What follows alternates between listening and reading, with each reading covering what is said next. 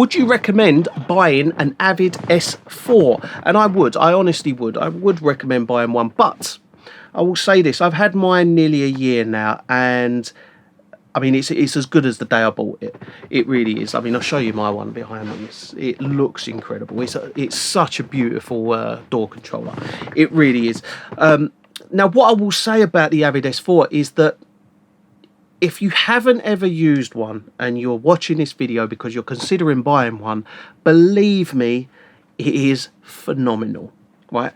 It is priced ridiculous, and it is an expensive door controller. I think this one I paid 38,000 for, but I think they've gone up to about £40,000 now, which is crazy money for what is essentially door controller. It does not process audio in any way, shape or form. Spend £20,000 more, you can get yourself an SSL AWS. You know, when it comes to that sort of thing, you're like, oh, you know, why would I buy one? And I'll tell you now, the reason you buy one is because this saves me so much time. By using this controller, I am easily 5 times quicker with my mixes. And that's not because it's rushed in any way. It's because I fly around the mix. I jump between, you know, all my faders in front of me. I haven't got to jump through menus or anything like that. All my plugin control is instantly one click, bang, plugin comes up. Use the plugin, control everything about it. That's what's so good about it, is that it saves me so much time. I spoke with my business partner Nick a little while ago, and I said to him basically, you know, this thing is paid for itself within 3 months.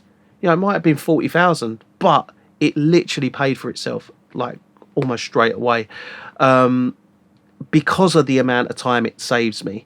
So would I recommend buying one? If you've got the money to drop on one, it's not cheap in any way, shape or form.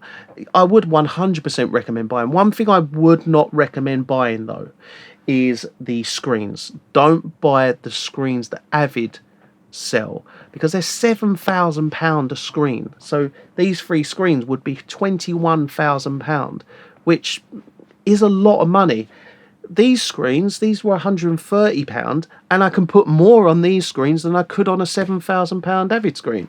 You know, I can have anything that I want on these. I can have my spectrum analyzers there. I've got my edit window there. I've got my mix window there. You know, I've got all my plugins show up on these screens. I haven't got to have another screen. So it's really, really beneficial to have these screens, plus, you know, put 3 screens in, and you're talking, what, £500 in comparison to the Avid ones, which are £21,000. I mean, do the maths. These are better, honestly. The other thing I would say is you can obviously get different models of the S4. So you can get a single fader bay with the master fader, and then have your options section there. That one is considerably cheaper. I think it's about 23,000. So you're talking quite a bit more just to add another fader. But if your budget can stretch to it, an extra fader is very, very important. I'll tell you why. Because what you can do here is like what I've got there. You see, I've got a fader section there, and I've got a fader section there. So the fader section on the right on this console is just controlling my buses. So all my bus controls there. So I've got all my folders basically there. Then at a click of a button, I can throw all the tracks that are inside those folders onto this fader here. So just quickly, I can just show you quickly. If I go to my vocal and I get my vocal bus, hit that, I can just fire that vocal track over to there. And it's doing that saves so much time, because I can instantly get control over all my audio tracks that are in a session just by one click of a button. And it really is, it really, really honestly is really quick, really simple, and really easy to do. I mean, I've had this console just under a year now, and it's still as good as the day I bought it. I never have any issues with it. I literally turn it on every morning. It loads up, and zero issues. I've never had any headaches with it. I did have one of the fader cards did get sticky, and it would stick down the bottom and not go up. But I got in touch with Avid. Avid sent a new fader card out with instructions on how to install it. Simple. 5 minutes later, took it out, put a new one in, as good as new. And yeah, they basically no charge on that. That's all. That was all part of the service kind of thing.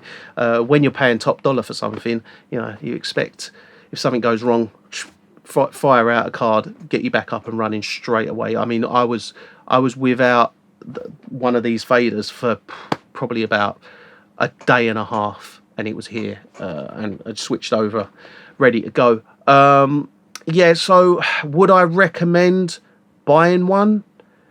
If you've got the money to buy one, and you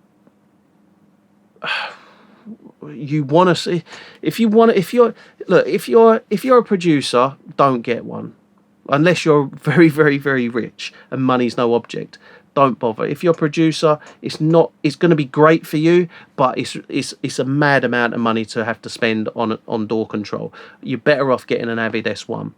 If you are an engineer working, mixing every single day and earning money from your mixing service every single day, this will pay for itself within a couple of months, easy. It's a time saver. At the end of the day, anything in business that saves you time makes you money. So this just makes money just constantly. And now, because it's paid for itself, now everything's profit based on it. And this is going to be a console that I'm going to be using for probably 10 years, easy, plus 10 years plus. And yeah, I mean, I'm really, really, really pleased with it. And I'll be 100% honest with you, right?